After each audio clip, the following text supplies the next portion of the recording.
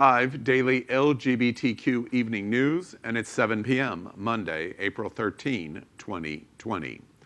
We queue up breaking Q news to report that Bernie Sanders has finally endorsed Joe Biden for President of the United States. Now it is definite. Trump versus Biden, November 3, 2020. Watch this. I mean, for all of those reasons or more, we've got to make Trump a one-term president. And we need you in the White House. So I will do all that I can to see that happens, Joe. And I know that there is an enormous responsibility on your shoulders right now. And it's imperative that all of us work together to do what has to be done, not only in this moment, but beyond this moment, in the future of this country. Well, this is a strange moment. 3 months ago, on January 13th, 2020, this would have been the all-stop moment in America. Today, it's just kind of reporting news, but we do begin with our breaking Q news on it, as the Democratic stars are finally all completely aligned. What was y'all's reaction today in Bernie Sanders' announcement?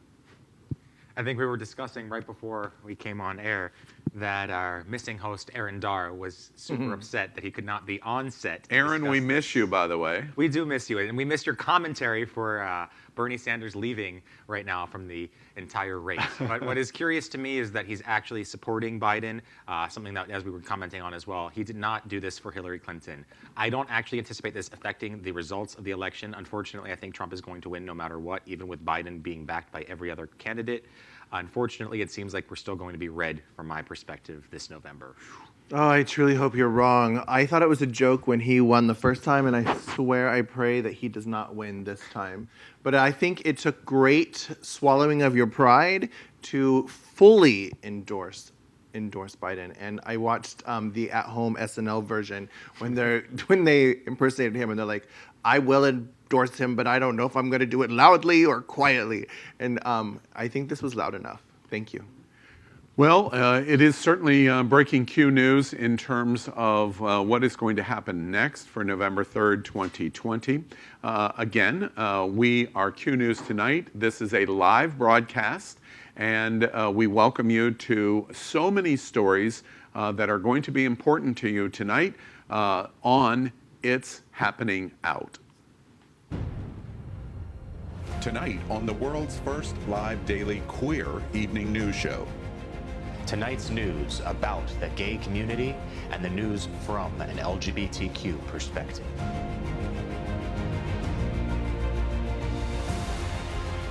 Are our gay stories important to you?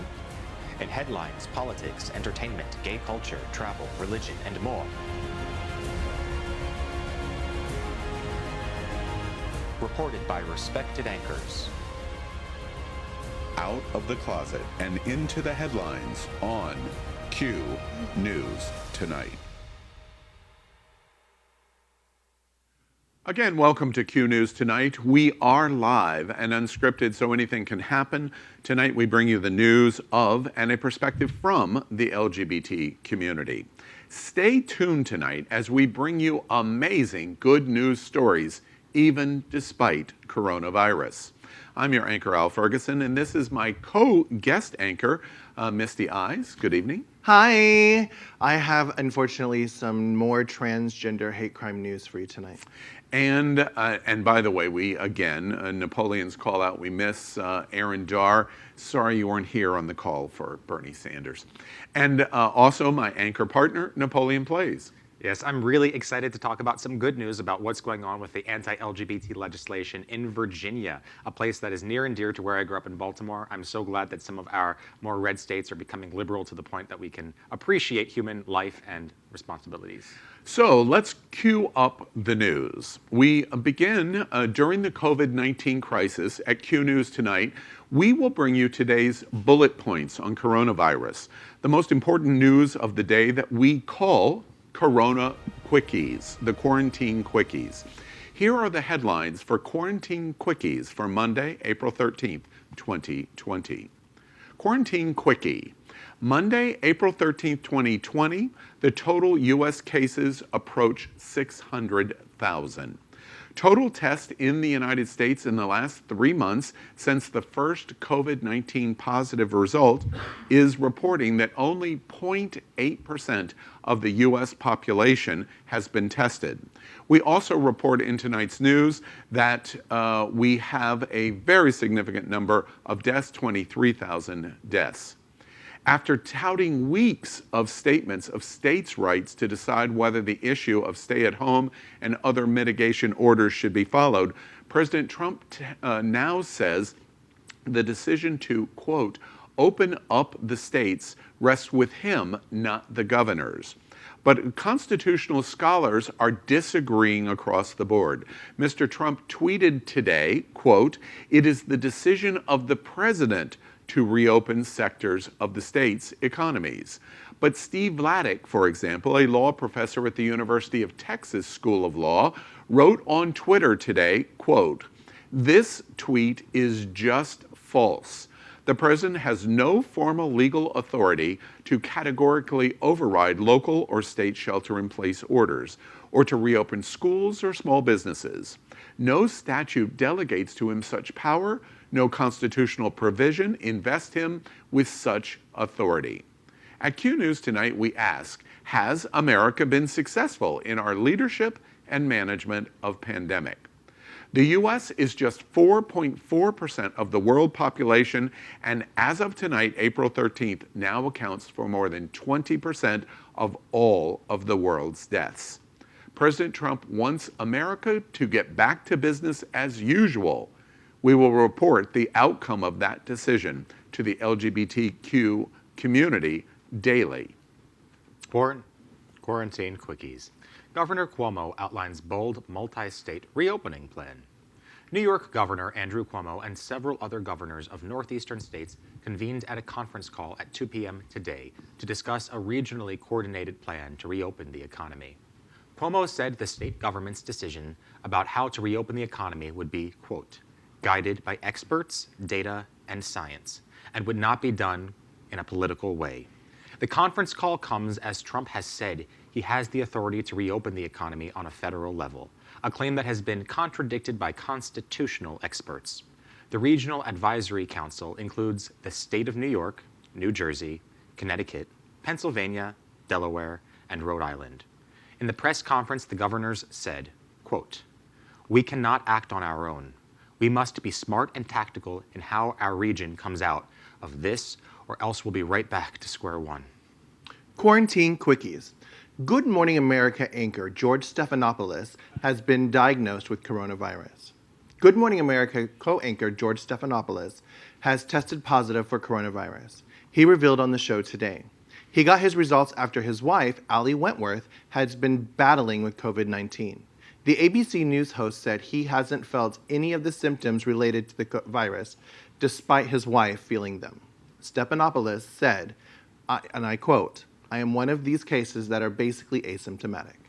Quarantine quickies. Rutgers University's new saliva test for COVID-19 gets FDA approval. A new method to test for COVID-19 that uses saliva has been approved today by the FDA. The test, which was developed by researchers at Rutgers University RUCOR, Infinite Biologics and Spectrum Solutions, and Accurate Diagnostic Labs, will allow for broader population screening than the current method of nose and throat swabs.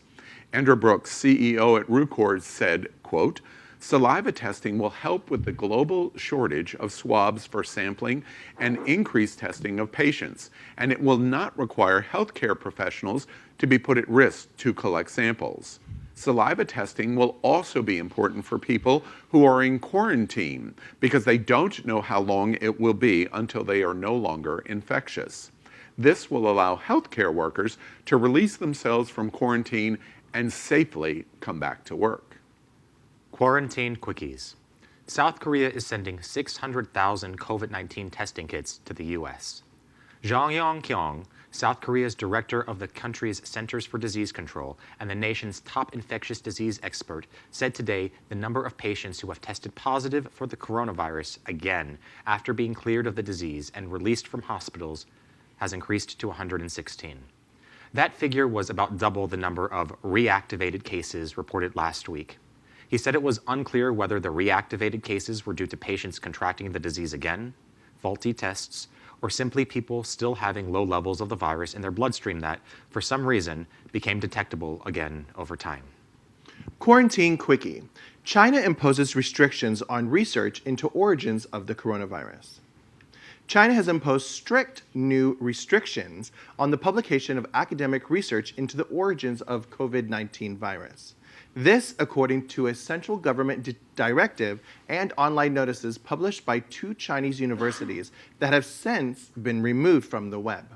Under the new policy, all academic papers on COVID-19 will be subject to extra vetting before being submitted for publication. Studies on the origins of the virus will receive extra scrutiny and must be approved by central government officials, according to the now deleted posts. So that is our special segment for the LGBTQ community called Quarantine Quickies for Monday, April 13th, 2020. You can count on Q News tonight to give you the facts of the pandemic. After bringing you the quickies in the news, then we are going to follow these headlines with a segment that we call Coronavirus Good News. With COVID-19, we can use all the good news we can get. We report on the best of America and the world while in pandemic. We call this segment Coronavirus Good News for Monday, April 13th, 2020. Coronavirus Good News. Gay Men's Chorus dedicates rousing and majestic virtual performance of Cyndi Lauper to frontline healthcare workers. 150 San Francisco Gay Men's Chorus members had a virtual performance from their respective homes as a tribute to LGBTQ America during COVID-19 and healthcare workers' heroic efforts combating coronavirus.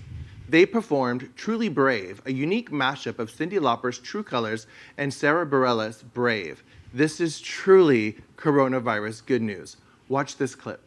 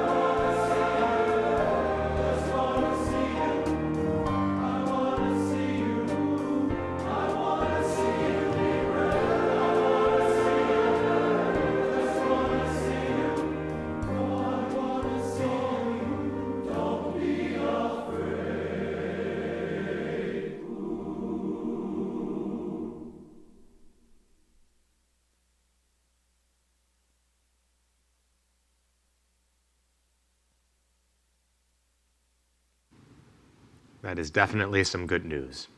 Coronavirus good news. Easter in LGBTQ America has unique celebration at Sunshine Cathedral. The Sunshine Cathedral, the world's largest progressive LGBTQ church, approached Easter Sunday service in a very unique way. While in Florida, they could have had Sunday Easter service. They chose not to. Instead, they held a unique and beautiful service with just myself and Q News Tonight anchor Al Ferguson in the 1,000-seat sanctuary. All of the members of Sunshine Cathedral were actually outside the doors, sitting in their cars in unique social isolation. They watched the service on their phones. Sitting in the parking lot. Located here in Fort Lauderdale, the gayest place on planet Earth, the broadcast started with a haunting video called The Sounds of Silence, showing what coronavirus had done to the world, including a live picture of St. Peter's and the Vatican with the Pope sitting in the square, alone. A record, more than 15,000 watched this incredible and emotional Easter service. And that's coronavirus good news. Coronavirus good news. The Rio Christ, the Redeemer, changed Sunday on Easter to a doctor. The iconic Christ the Redeemer statue perched atop Sugarloaf Mountain is an omnipresent symbol of faith overlooking Rio de Janeiro, Brazil. On Easter Sunday, one of the holiest days of the year for Christians, the statue not only immortalized Jesus, but paid homage to medical workers battling the coronavirus across the globe. Lights projected a medical outfit onto the statue, transforming the depiction of Jesus into a doctor. The statue appeared to wear a stethoscope and a white lab coat as the words, "Thank you," were written in different languages, flashed across him, including Obrigado, merci, grazie, danke. The projections read, offering thanks to millions of medical workers selfishly battling the pandemic around the world. And this is certainly good news. As we show you this complete rotation of the Christ Redeemer statue, you have just seen this tonight here at Q News. What do y'all think about what we're watching? I think it's important to realize that we are all in together and we are one human family. I think that after so many people that are religious, we've had rabbis, priests, people around the entire world that have said that this virus is LGBTQ oriented, and some of them have even gotten sick, unfortunately, that having someone in this location, the Pope himself has stated that this is not a kind of virus that is LGBTQ oriented. I think that this is just a sign that we do need to stand together and that it is not scapegoated to the LGBT community. We want to ask everybody. It may feel that the world is in crisis, and that means that now is the time to come together. The LGBTQ community must come together. Are LGBTQ voices important to you? Can the news of the world have a gay community perspective? If you, like us, think the answer is a resounding yes, then like and subscribe to Q News Tonight on YouTube and Facebook. Do our gay cultural stories impact you, your friends, and your family? Then start a watch party and get your circle involved in our conversation as it supports the entire LGBTQ community. We queue up the USA Tonight to report that Dr. Pouchy critiques the government's response to COVID-19 on CNN over the weekend. Watch this. Do you think lives could have been saved if social distancing, physical distancing, stay-at-home measures had started third week of February instead of mid-March? You know, Jake, again, it's the what would have, what could have. It's very difficult to go back and say that. I mean, obviously, you could logically say that if you had a process that was ongoing and you started mitigation earlier, you could have saved lives. Obviously, no one is going to deny that. But what goes into those kinds of decisions is complicated. But you're right. I mean, obviously, if we had right from the very beginning shut everything down, it may have been a little bit different. But there was a lot of pushback about shutting things down back then. Well, to tell this story, basically we've gone through in the last 24 hours a kind of tit for tat between Fauci, the media, and President Trump. After this interview on CNN, there was this tweet by the president on China, and we show that to you now. The New York Times story is a fake. Just like the paper itself, I was criticized for moving too fast when I issued the China ban, and he goes on to explain that. Then there is a tweet about Fire Fauci, and the president retweets it. The president says, sorry, fake news, it's all on tape. I banned China long before people spoke up. And if you look at the Lorraine tweet that he is retweeting, he is saying in that tweet, she is saying that Fauci is now saying that Trump listened to the medical experts earlier. He could have saved more lives. Fauci was telling people on February 29th that there was nothing to worry about and it posed no threat to U.S. public at large. So therefore it is time to hashtag fire Fauci. We want to dig that back up, and production wants to show you what Fauci actually said on February 29 that caused this retweet. Watch this. So, Dr. Pouchy, it's Saturday morning in America. People are waking up right now with real concerns about this. They want to go to malls and movies, maybe the gym as well. Should we be changing our habits, and if so, how? No, right now, at this moment, there is no need to change anything that you're doing on a day-by-day basis. Right now, the risk is still low, but this could change. I've said that many times. even on this program, you've got to watch out, because although the risk is low now, you don't need to change anything you're doing. Well, so late this afternoon, perhaps the story has closed that Fauci is not going to be fired because the White House late today has said that President Trump is not firing Dr. Anthony Fauci. White House Deputy Press Secretary Hogan Gidley said in a statement, quote, "This media chatter is ridiculous. President Trump is not firing Dr. Fauci.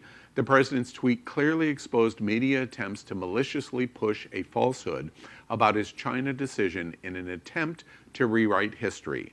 Dr. Fauci has been and remains a trusted advisor to the president." Q News Tonight would point out that we've seen similar statements in 4 or 5 instances, and in the coming days, that person was fired. So we will continue to report that news. We queue up the USA Tonight to report here in Florida, in fact, in the backyard of Q News Tonight, a Florida police chief has been suspended after claiming an officer who died of COVID-19 died due to being gay. Watch this. Disturbing allegations tonight by Davie police officers claiming their police chief downplayed concerns over the coronavirus and suggested BSO Deputy Shannon Bennett's sexuality led to his death from COVID-19. If true, it's obviously extremely disturbing. And Mike Tucker, chief of staff of the Florida Fraternal Order of Police, sent this letter to the Davie town manager saying Tuesday officers and service aides who expressed worry about the virus were sent to a back parking lot where Chief Dale Engel allegedly berated them and yelled about a backstory which proclaimed that Deputy Bennett contracted and died from the virus because he was a homosexual who attended homosexual sexual events. This strikes hard. We are filming live here in Fort Lauderdale, and Officer Bennett was a close friend of mine and very active in the LGBTQ life here in South Florida. He security guarded as an officer many of Sun Survey events, the prom, etc., and very active in Wicked Manners and Pride. So I knew him very well, and this struck hard. He died on April 3rd at 39 years old. Now, I don't know if the officer was trying to give false hope and encourage and like be a coach and let his officers know that every day they risk their life, but they're not risking their life because they're not gay. He was gay, he died. Well, he is not the only. What I'm trying to say is this is not a gay disease. Just like HIV wasn't a gay disease, anybody can die by this. And he is giving false hope, and I think that is gross. I'm trying to see the light in the story and that maybe he was trying to do a good thing, but I think it was homophobic. Regardless, Misty, and I didn't know you had the association with this deputy that you did. Regardless, what is the chief of police trying to say that gay people interact and have sexual activity, and why is that a unique situation that does not go on in the heterosexual community? That's why I say it was homophobia and it was fear. He was giving false stories.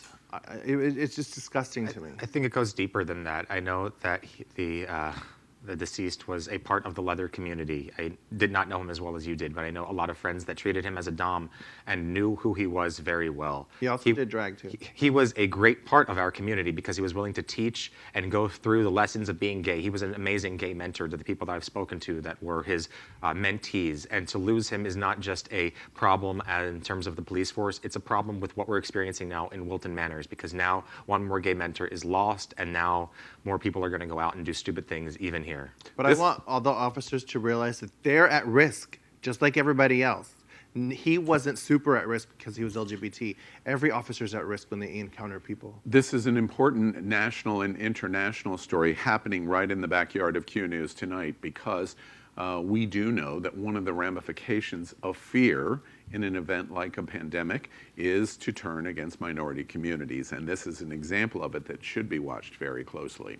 We cue up the USA by reporting tonight that the Virginia governor signs the first LGBTQ inclusive civil rights law in the South. Watch this important story. Northam has signed the Virginia Values Act. It protects the LGBT community in areas like housing and employment. Advocates cheered the move, saying it makes Virginia the first southern state to pass protections this extensive. Opponents say the law infringes on religious freedom of businesses. Governor Ralph Northam signs the Virginia Values Act.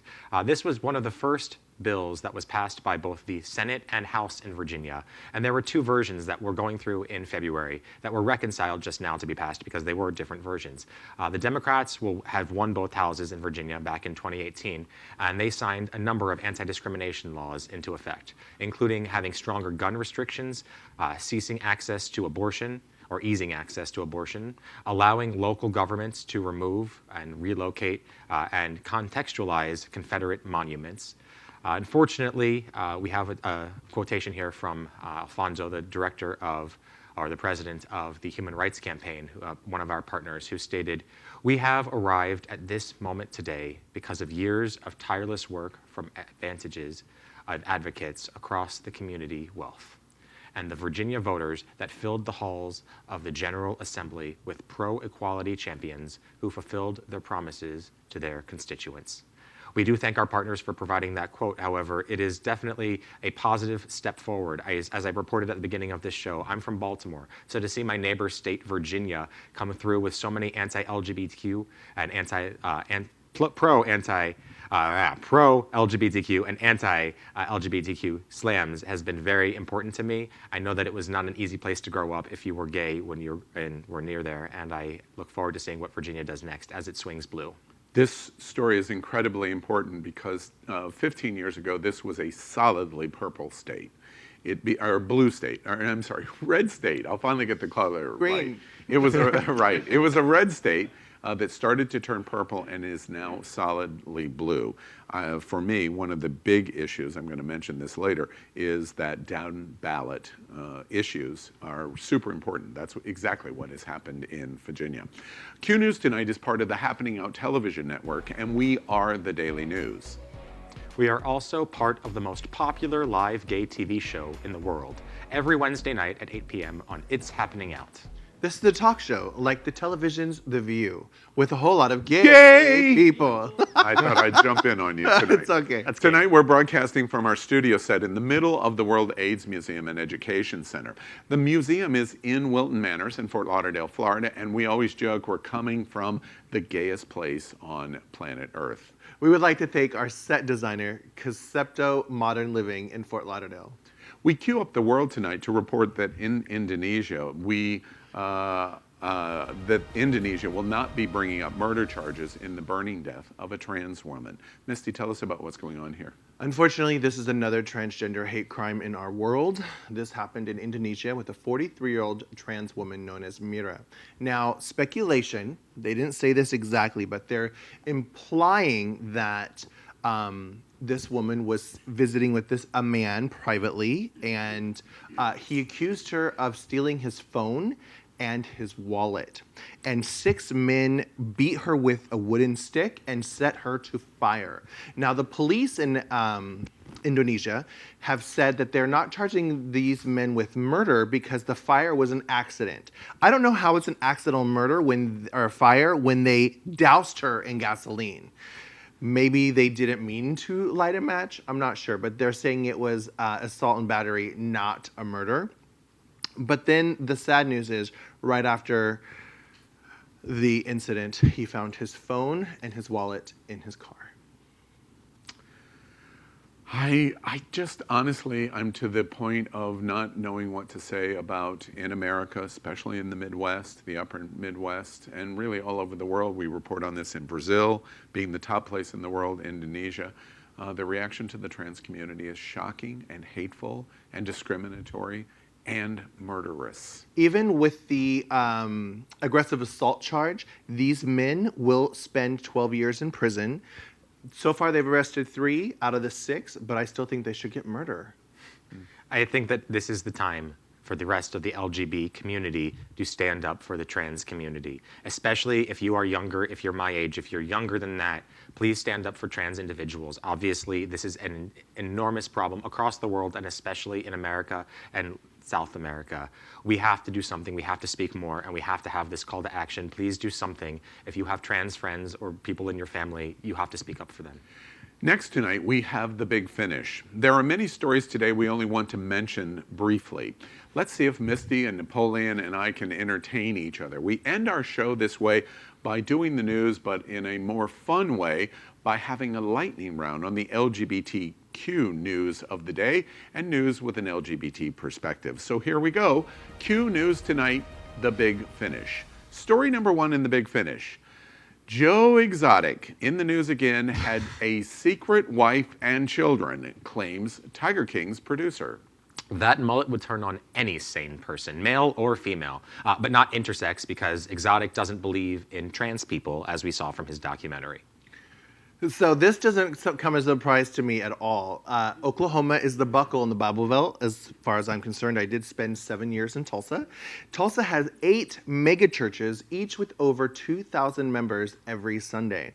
So I'm sure his closet was much bigger than mine.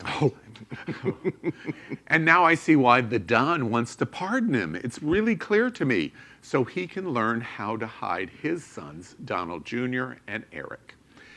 In the big finish, 7 people are fined $1,000 for going out drinking and violating a stay-at-home order in California. I can't believe someone would take the I-800 south just 50 miles just to drink. That sounds like Florida. Have you ever heard of setting yourself up for success? If you want to have a party, get the alcohol before curfew is set. And by the way,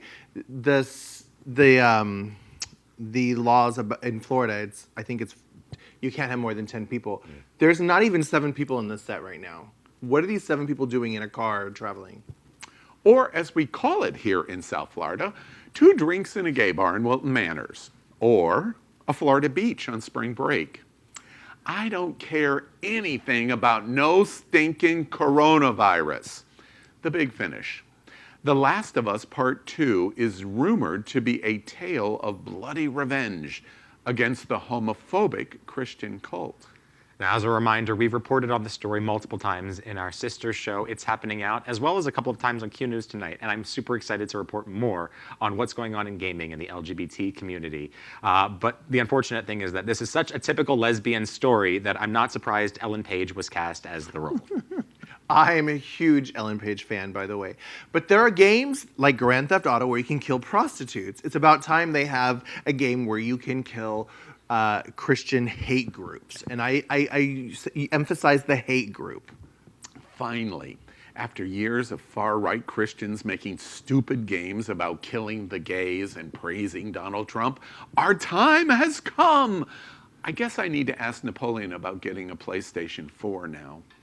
The big finish. Virginia governor makes Election Day a holiday and expands early voting. I will do anything I can for a holiday. The world needs a holiday now more than a hero. And I am very tempted to just have a sing-off battle with you about I need a hero. We're gonna? No. We didn't prepare I need a hero. That's the one I know. I'm calling out for a hero till the end of the night. He's gotta be strong, he's gotta be fast, and he's gotta be fresh from the fight. I wasn't prepared. Glee. I just think of Glee and superheroes every time I hear that song. Yes, sometimes Napoleon and I do have a sing-off, and usually it is off the cuff, but you have to attempt this academic database. I threw Misty off. I was just thinking about Glee the whole time. No, but I love early voting, and I vote early every year. You can walk in, there's no lines, and I'm a big fan of early voting. I think everyone should early vote. But I also think that we should have compulsory voting in America, where other countries do this, where you get fined if you don't vote. And I'm kind of siding with the story. I'm not singing.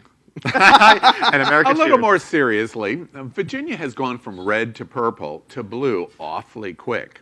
Both houses in the state are blue, and the governor is a Democrat. Between this and the pro-LGBTQ plus rights bills being passed that we report on tonight, we are seeing the blueprint of how important down-ballot voting is. With these progressive election laws, it is very possible Virginia has moved from a swing state to safely blue. Voting matters. Trump versus Biden, November 3rd, 2020. Voting matters. What lame, lazy excuse are you going to make on why you don't change the nightmare we are all living every day? Yes. The big finish. Happy 550th birthday to Guy Fawkes. And Elaine Lancaster, I know you're watching. You must be absolutely remembering. We have a new show called Vote 2020, which Al, myself, and Elaine go head-to-head. I'm the moderator. And our quotation for that is to remember the 3rd of November. Because it is so important to vote now. And you have to vote this year. You have to vote this November if we even have an election before we're under complete dictatorship. Please vote. Guy Fawkes will forever be the face of protests against tyranny. I loved, speaking of that, V for Vendetta, the movie. So for a man who is known for being remembered on the 5th, celebrating the 550th birthday, seems really quite fitting to me. The film is about revolution. And I think, interestingly enough, today on this anniversary, perhaps New York Governor Cuomo and the Regional State Commission may have just started a revolution today against the legal and moral authority of Donald Trump. So I echo Napoleon's observation. Remember, the 5th of November, just minus 2 days. The big finish. On this day in 1960, France becomes the 4th nuclear nation, exploding an atomic bomb in the Sahara. The French Revolution brought us a strong sense of nationalism. The Cold War led to the sexual revolution. And I, for sure, cannot wait to see what this coronavirus revolution comes out of. I can't wait to see how people act after this, the fashion, the arts, and how people interact with each other. This is going to change America, and I say make it for the better. Now is the time that we as artists can do that. I encourage you all to do that too. 1960s. That's when Al became middle-aged, right? A week later, after the French atomic bomb was tested in the Sahara, it was tested in the South Pacific, and that created Godzilla. Godzilla went on to have epic battles against other monsters and costing millions of lives. Given who is in the White House today, I think I may just prefer that time to our own. Well, that's today's news on the LGBT community and the world's first daily LGBT evening news show. Remember, if it's important to the LGBTQ community, it's important at Q News Tonight. But you've got to help us. Click subscribe on YouTube and share this news. We are literally out of the closet and into the headlines. This is the only source of live LGBTQ news in the entire world. Your community needs your support. And remember, you're not alone. We will get through this crisis. We are here with you, and this is Q News Tonight. Thank you for joining us, and I'm Al Ferguson, and on behalf of Misty Eyes and Napoleon Plays, we'll see you tomorrow night at 7.